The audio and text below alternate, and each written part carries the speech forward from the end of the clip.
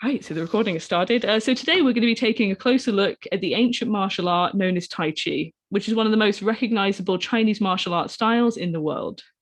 In the first half of the seminar, I'll be talking about the history of Tai Chi and the practice of Tai Chi in a more general sense. Then during the second half, I'll be taking a closer look at the five main sects of Tai Chi that have gone on to influence modern day Tai Chi practice.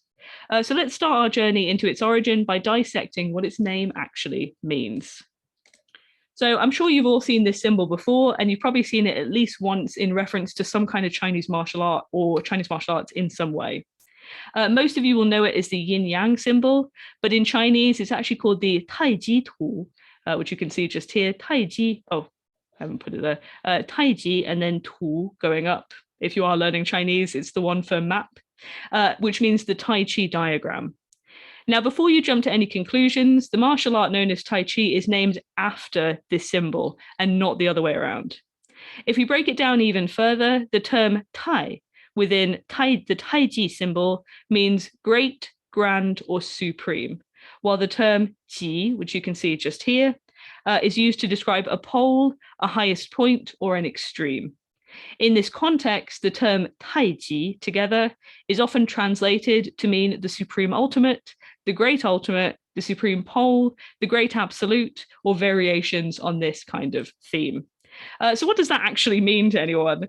Well, the concept of Tai Chi and the Tai Chi diagram itself are referring to the state that existed before yin and yang were separated. So if you came to our seminar on yin yang theory, you may have remembered that I spoke about the origin story of the universe in the class and about how yin and yang were separated out of what's known as the sort of cosmic nothingness that existed before that point.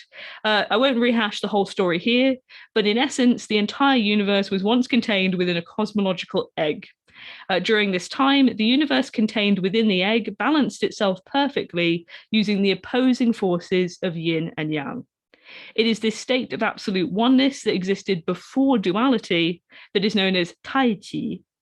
It is believed to have absolute and infinite potential and is a sort of primordial state of total nothingness and total everythingness at the same time. So from this section of the name alone, we know that Tai Chi as a martial art is now intimately connected to the relationship and perhaps most importantly, maintaining the balance between the forces of yin and yang. Now, the second half of the name is a little bit easier to decode.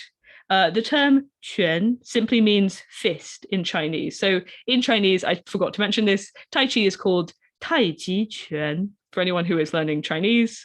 And this last bit here, quan, means fist, but is sometimes translated to mean boxing, since it's often applied to different martial art styles to denote that they are in fact a martial art. So for example, the Chinese word for Taekwondo is Tai Quan Dao, meaning the way of kicking and boxing or the way of the foot and the hand, which is actually a very literal translation of its Korean name as well. But the question remains, where did Tai Chi actually come from? Well, as you can probably guess, its origins are somewhat shrouded in mystery. Now, just in case you're curious and you want to travel there, this image was taken at the Tai Chi Museum in a village called Chenjiagou in Henan province, which is one of the sort of main capitals of martial arts in China. It's also where the Shaolin Temple is. So if you want to do a sort of martial arts tour of China, that's the place to go to, right up in the north of China, near Beijing. It's the birthplace of Chen-Style Tai Chi as well. Now, I'll be talking about the history of that specific style after the break. So after the break, I'll go into depth about the five main styles of Tai Chi. But for now, let's discuss what we know about the general history of Tai Chi in China. Now, we know from its name that it is related somehow to the concept of Tai Chi, which was first mentioned in a text known as the I Ching or the Book of Changes, which was written sometime during the Zhou dynasty, over 3,000 years ago. Now, does this mean that Tai Chi might be over 3,000 years old? Well, no, probably not. But it does indicate that Tai Chi was most likely connected with the development of Taoism in China, since Taoism was the main school of thought in China that advocated for maintaining the spiritual balance of yin and yang, both inside and outside of your body. Most schools of Tai Chi trace its origins back to a legendary Taoist monk named Zhan Sangfeng, who supposedly formulated the theories and practices that make up the core of Tai Chi practice sometime during the 12th century AD. What makes this account seem less believable, you might ask? Well, perhaps the fact that Zhang Sanfeng was supposedly born towards the end of the Song dynasty, so sometime between 960 and 1279, but miraculously managed to live for over 307 years, well into the middle of the Ming dynasty, which ended in 1644. While Zhang Sanfeng was a Taoist priest, he did also specialize in Confucian studies, which makes sense when we consider the fact that Neo-Confucianism had begun to rise to prominence during the Song dynasty. While Zhang Sanfeng himself may be fictional, it is highly likely that Tai Chi as a martial art was formulated during this time, since a lot of its teachings come from both Taoism and Neo-Confucianism. For now, however, let's take a closer look at who Zhang Sanfeng was and the legends that surround him. So this statue of Zhang Sanfeng can be found at the Wudang Mountains in Hubei province, another one of the major historical centers of martial arts in China. If you came to, we did a seminar on the history of martial arts in China. I mentioned how the Wudang Mountains are often credited as being the birthplace of the inner styles of martial arts, like Tai Chi, whereas Henan province is really more to do with the outer styles of martial arts, like Shaolin Kung Fu. If you cast your minds, oh, I actually just mentioned this in my script. How lazy of me. So what exactly did Zhang Sanfeng do to warrant having such a fancy statue made in his honor? Well, according to legend, Zhang Sanfeng began his life as Zhang Tong and was born in a place called Shaowu in Fujian province. He was a man of many talents and spent his life cultivating an understanding of Taoist principles, Confucian principles, literature, and other scholarly pursuits. His dedication to his studies and his obvious intelligence meant he caught the eye of government officials, most notably during the Yuan dynasty, which was led by the Mongolians, when he was asked to join the civil service and held office as the magistrate of Bouling County in Hebei province, which is sort of in the center of China, during the reign of Emperor Shizu. During this time, he decided to take a tour of the mountainous area near the present-day city of Baoji in Shanxi province, which is where Xi'an is, if you know where the terracotta warriors are. And this is where he saw the summits of three mountains that were stood next to one another. He was so inspired by the sight of these mountains that he decided to change his name and gave himself the Taoist name of San Feng Zi, which means three. So San means three, and Feng is a homonym for the word Feng, again, meaning peak or summit. But the word itself, so this Feng, which you can see here, means abundance, whereas the other Feng, which it sounds like it's a homonym of, means peak or mountain. The final part, this Z bit here, is often used at the end of names to denote that it is a philosophical name, so to speak. So for example, Confucius in Chinese is known as Kongzi, and Laozi in Chinese is known as Laozi. Although he did take a political post, Zhang Sanfeng was known throughout his life for being indifferent to fame and fortune. Once he had finished serving as magistrate of Bouling County, he declined further offers to serve the government and gave all of his property away from his clan, which is highly unusual. Again, in Confucianism, you're meant to pass on all your worldly goods to your successors, which is something that he didn't do. He gave it away. From then onwards, he traveled around China as an ascetic or a hermit. He reportedly spent several years living on Mount Hua in Shanxi province before finally settling in the Wudang Mountains. It was during this time in the Wudang Mountains that he supposedly created Tai Chi. One day, he was apparently meditating on the mountain when he saw a bird attacking a snake. The longer he watched, the more he was impressed by the snake's defensive strategy. He noticed that the snake remained still and alert, no matter how aggressive the bird became, until it chose the perfect moment to lunge forward and fatally wound its attacker. It was this encounter that supposedly served as the inspiration for Zhang to create the 72 Tai Chi movements, and why he is honored on the Wudang Mountains for having done so. Zhang Sanfeng, more generally, is closely associated with what are known as the Neijia, or internal styles of martial arts that I mentioned earlier. He was apparently an expert in white crane style, snake style, and use of the double-edged sword known as the jian, which is still used today by practitioners of Tai Chi. Nowadays, many historic Tai Chi families in China continue to honor Zhang Sanfeng and celebrate his birthday every year on the 9th day of the 3rd month, according to the Chinese lunar calendar. In a more modern sense, he is also featured in a number of wuxia or martial arts films in China, including the 1993 film Tai Chi Master, where he was actually played by Jet Li, would you believe it? As I mentioned earlier, however, due to the outrageous nature of this legend, it is almost certainly considered to be entirely false. In fact, the legend didn't even appear until the 17th century, when a text known as the Epitaph of Wang Zhengnan, which was written in 1669 and written by Huang Zongxi, sorry, I'm struggling with Chinese tonight, Huang Zongxi, mentioned Jian Sangfeng and connected the name to martial arts.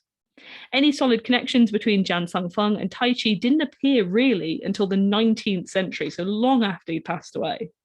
It is far more likely that the origins of Tai Chi actually begin with the Chen family, although I'll talk about them a little bit more in the second half of the seminar. For now, let's take a look at what Tai Chi actually is and what the practice of Tai Chi entails.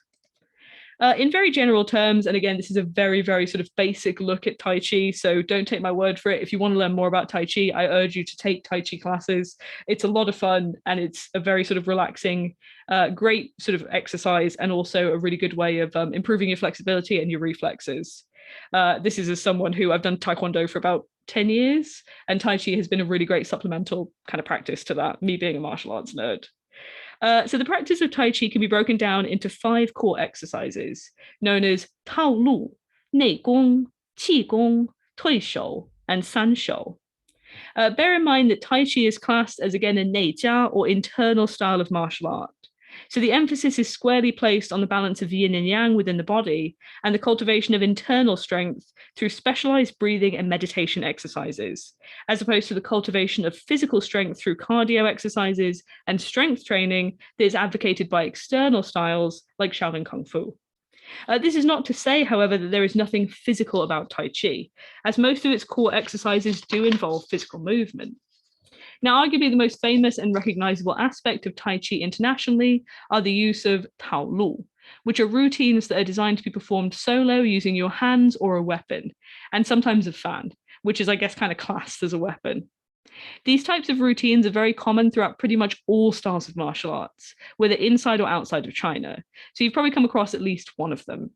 For example, 24 movement Tai Chi is one of the most common and identifiable routines in Tai Chi. In essence, the Tao Lu is simply a series of predetermined movements that are combined together to form a continuous set of movements, which in English is sometimes referred to as a routine, a form, or a pattern. The main idea behind these routines is that they contain a bunch of techniques within them. So the form would be taught to an advanced student, and then that advanced student could then use that to teach new students different techniques. It was one of the main ways in which the lineage of a particular style could be preserved, as the movements associated with that style were all contained within a series of cohesive routines. On top of all this, the practice of performing and refining your form can help you with balance, coordination, flexibility, strength, speed, and stamina. So they're really great teaching tools for beginners. Now, after that, you have what are known as Nei Gong and Qi Gong, which tend to be grouped together due to their relative similarity. These two terms refer to a series of breathing, movement, and meditation exercises that form an integral part of internal styles of martial arts. The central belief behind these practices is that you can actually use your breath to do a wide variety of things, including healing your body, making your movement stronger. Oh, that's my dog. Sorry, bear with me 1 second. I'm just going to stop the recording and get around. So the central belief behind these practices is that, as I said, you can use your breath to improve your sort of physical healing, and physical strength. Now, as you've probably guessed, we're not really talking about breath as a physical thing here. The term qigong should be the real clue, as it's all about the control of a type of substance known as qi within the body, which is associated with breathing, but is not breath in the kind of physical sense that we know it. It's more like life energy. Now, that's all I'm going to say about that, because it gets pretty complex past this point, and at some stage I would like to do an entire seminar about Qigong, because it's a really interesting practice. It's also got a really fascinating history and connection to the Communist Party, which I know I've talked about in other seminars, so I'm not going to go into it here, because I could talk about it all day. Now, the final 2 aspects of Tai Chi are far more physical in nature. Tui Shou refers to a type of exercise where 2 people work together, as you can see in this photo here, which is really cute, to perform a series of movements that are designed to test their leverage, reflexes, sensitivity, timing, coordination, and positioning. They serve as a complement to the San Shou, as they are designed to showcase the movements you learn within the solo routines in action. Oh, sorry, they're used in tandem with the Tao Lu. So they showcase the movements that you learn in the solo routines, but actually in action with an opponent. Now, Tui Shou is designed to be performed in a slow and controlled way, so you can't get hurt. Whereas San Shou is basically just a step up from that. Sanshou is explicitly designed to showcase the self-defense aspect of certain movements, and it's performed much more quickly between participants as it's meant to simulate a real-life confrontation. Bear in mind, unfortunately, the term sanshou is now more commonly used to refer to another style of martial art called sanda in English. So if you want to learn more, be sure to look up Tai Chi sanshou specifically, as they're two very, very different things. Sanda is much more like Taekwondo. With all that out of the way, let's take a moment to see what a Taolu actually looks like. Now, this is a routine known as 24 movement Yang style Tai Chi, and it's being performed by Master Zhou Qing, who is actually the Tai Chi teacher that the company I work for, Tansuo, uses as part of our Tai Chi group tour in China. He may look very young, but he's actually been practicing Tai Chi for over 30 years now, and he's won quite a few prestigious competitions, including the categories of Yang style Tai Chi, Pushing Hands Tai Chi, and Tai Chi Sword at the 5th annual Macau International Martial Arts Competition. So for now, I'm going to pull off the recording again. Going to have to go through. But yeah, so with that out of the way, let's take a look at some of the cool weapons that are used in Tai Chi, typically as part of the routines. So something that is perhaps less commonly known outside of China about Tai Chi is that weapon styles are actually really prevalent. By far the most popular weapon used in Tai Chi is a double-edged sword known as a jian, which you can see pictured just here. It is in fact so popular that the style of Tai Chi associated with it even has its own special name, known as Tai Chi Jian, or Tai Chi sword.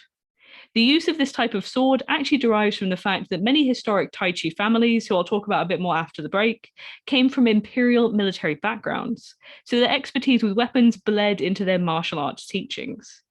The main routine that utilizes this type of sword is made up of 32 movements, which is why it's more often referred to as 32 movement or 32 form Tai Chi Jian.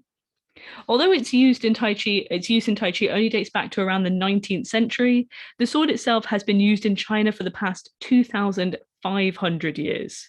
The first text that mentions this type of sword dates all the way back to the 7th century BC, during the spring and autumn period, so it predates the unification of China, which makes it one of the oldest weapons in Chinese history. It is designed to be held in one hand and has an average blade length of about 70 centimeters, so about 28 inches, with a weight of around 700 to 900 grams, so about 1.5 to 2 pounds. There are, however, two-handed versions of the weapon that are heavier and are used sometimes in different styles of Chinese martial art. Within Chinese folklore, the jian is known as the gentleman of weapons and ranks as one of the 4 major weapons in Chinese history. So I'm sure you're really curious about what the other ones are. The other 3 are a type of staff known as the gun, a type of spear known as the qiang, and the curved single-edged saber I've mentioned called the dao as well. Now, I'm sure you're curious as well as to what their names are. So the staff, the gun, is called the grandfather of weapons. The qiang, the spear, is the king of weapons. And the dao is the general of weapons, like a military general. All of these 4 ancient weapons are used in Tai Chi, but I'm not going to talk about all of them today for the sake of brevity. I'll probably do a future seminar on Chinese weapons so we can take a closer look at them another time. Now, the term dao can be used to refer to pretty much any weapon with a single-edged blade, and it tends to be applied to knives more often, just sort of in general Chinese language. But the dao, in terms of martial arts, refers mainly to a type of curved, single-edged saber that was popularized during the Ming Dynasty, so around about 1363 to 1644. In modern Tai Chi today, the blade of the dao is deliberately made to be quite thin and flimsy. You may have noticed this, so that when it's sort of thrust forward, it makes this really loud twanging noise. It kind of like flips about. Now, finally, as I'm sure you'll all know, one of the most popular weapons in Tai Chi, and I use weapons I guess, very lightly here as a term, is the folding fan. It is sometimes referred to in Chinese as the tie shan, which actually means metal fan or iron fan, but it can also simply be referred to as the shan or the shanzi. Much like the jian, the popularity of the folding fan in Tai Chi has led to it even having a style of Tai Chi named after it, which is known as Tai Chi Shan or fan style Tai Chi. Tai Chi Shan, sorry. Now, you're probably all wondering, did Chinese people historically really fight people with metal fans? Sadly, the answer is no, the fans aren't weapons. The fan styles of different martial arts, including Tai Chi, are actually making reference to the fans that soldiers would take with them when they were traveling to cool themselves down.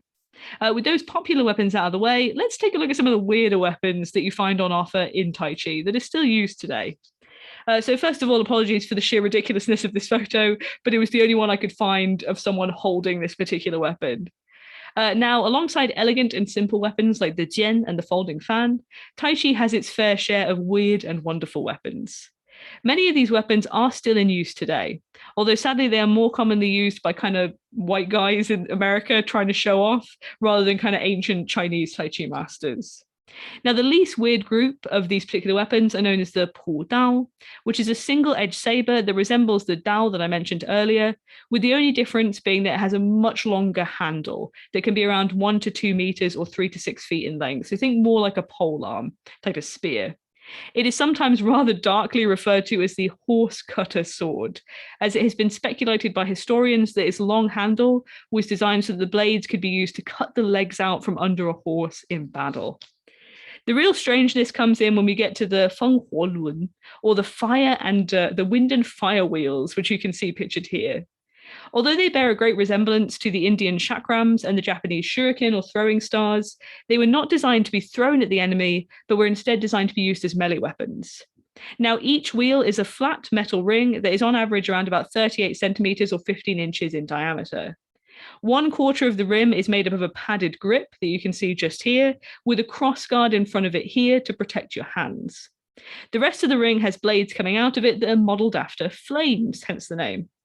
Rather than throwing the wheels at your opponent, the practitioner is meant to use them to stab and slash the opponent, but they can also be used in a defensive function to parry blows and disarm your opponent by kind of twisting another blade out using these kind of little indents here. Now, the last series of strange weapons I want to talk about are all based loosely around the same idea, but I've chosen the shengbiao or rope dart as sort of emblematic of this style of weapon. As the name suggests, the rope dart is a metal dart that is attached to a long rope, typically 3 to 5 meters or 10 to 16 feet in length. The basic concept behind it is that the practitioner can throw the dart out at a long range target and then use the rope to pull it back. There's kind of a lot of acrobatics involved with this weapon. It's pretty nuts, as you're supposed to whip it around your body and kick it forward in order to manipulate the movement of the metal dart. There are a number of weapons like this that are used in Tai Chi, such as the meteor hammer, which is the same principle only with a blunt object at the end of the rope. And also the really popular one is the chain whip, which is essentially just a really long whip made of a metal chain. Now, I'm sure you're all really, really curious to see how this all works. So I thought before the break in our last video of the day, we'll watch a video demonstrating it.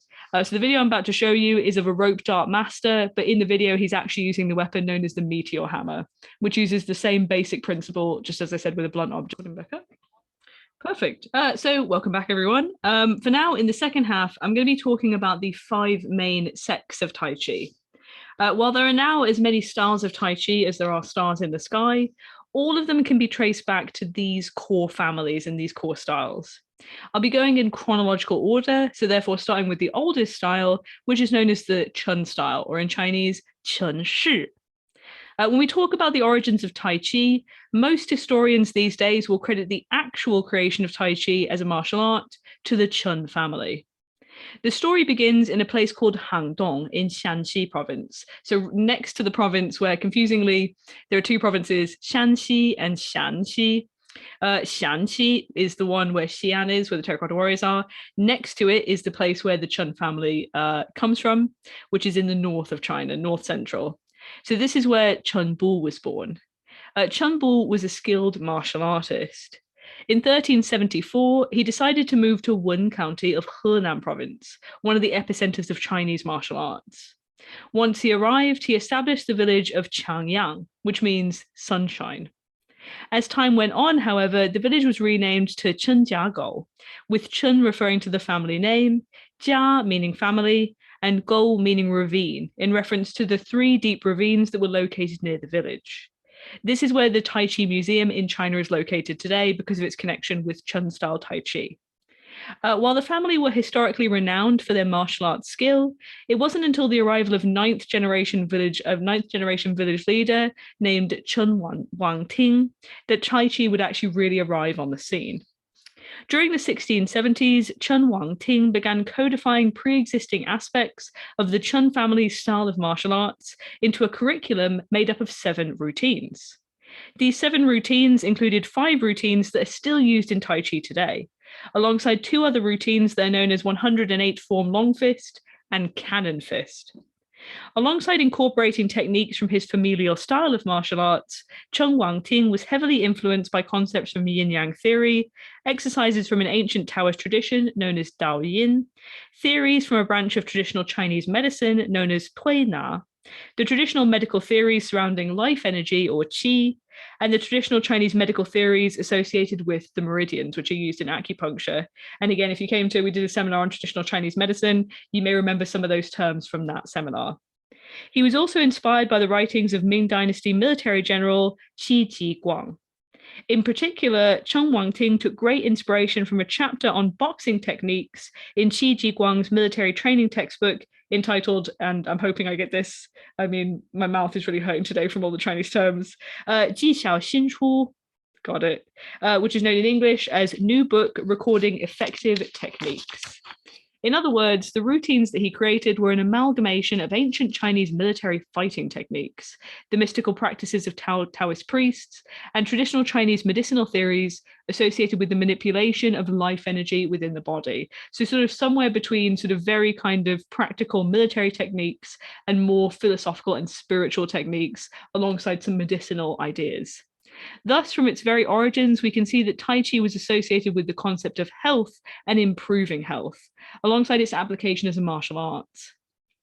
At this time, this new style of martial art was shrouded in secrecy, as the Chun family did not want anyone learning their advanced techniques. For this reason, they would even go so far as to train their daughters-in-law, but would never train their actual blood relative daughters, for fear that their daughters might be coerced into training people from outside the village when they were married off. It wasn't until years later that the family would open up the martial art to other people. It was Chen Qiangxing, who lived from 1771 to 1853, a 14th generation member of the Chun family, so 14 generations later. Well, technically not so much because it's the 9th generation that starts this, but you get the idea. It was him who took on the family's first student from the outside world in 1820. The photo here, by the way, was taken of Chen Fa-ke, who was Chen Qiangxing's great-grandson. The student in question was a man called Yang Luchan. You probably know where I'm going with this if you know about the different styles of Tai Chi, who lived from 1799 to 1871. And he is the one who is most often credited as having popularized the art throughout China, although a bit controversial if you belong to different sects of Tai Chi. As you may have guessed from his name, however, Yang decided that rather than giving credit where credit was due, he would actually take what he'd learned from Chen Qiangxing and form his own style, which went on to become the vastly well-known Yang style of Tai Chi. This is the most internationally well-known style to this day, although, as Andrew was saying at the beginning of the seminar, Chen-Style Tai Chi is becoming much more popular. So Yang-style Tai Chi remains the most popular style of Tai Chi to this day, both within China and internationally. As I mentioned before, it was created by Yang Luchan, who first learned the art from Chen Qiangxing. It has been argued that this style, rather than the earlier Chen style, largely came to prominence when Yang was hired by the imperial family to teach Tai Chi to them in 1850. He was also commissioned to teach this martial art to the Manchu Imperial Guards Brigade, who was stationed at the Forbidden City in Beijing. This was because after leaving the village of Chengjiagou, Yang became famous throughout China for never losing a single fight and would never even get seriously injured during a match. He was even given the nickname Yang Wu Di, or Yang the Invincible, during this time. He held his position as trainer of the royal family and the royal guards until his death in 1872. During this time, Yang Luchan also passed his knowledge on to his second son, Yang Banhou, who helped him in his duties as an imperial trainer. While only members of the highest military rank could actually train with Yang Luchan, Yang Banhou would often take on students from middling ranks, including most famously a man named Wu Quanyou. It was Wu Quanyou's son, Wu Jianquan, who would absorb the teachings of his father and then go on to form the Wu style of Tai Chi that I'll talk about in a bit. The scholar and governmental official Wu Yuxiang was, however, of a high enough rank to be trained by Yang Luchan, the big man himself, and it was Wu Yuxiang who, rather confusingly, went on to form the Wu-Hao style of Tai Chi. So there are 2 Wu styles of Tai Chi. One of them's called Wu style, one of them's called Wu-Hao style, for the sake of convenience, and I'll explain why in a moment. In fact, while the Chen style of Tai Chi might be the oldest, it is actually the Yang style of Tai Chi that served as the progenitor for the other three major styles of Tai Chi. Although, again, I'll talk about Yang styles Tai Chi to the Sun style towards the end.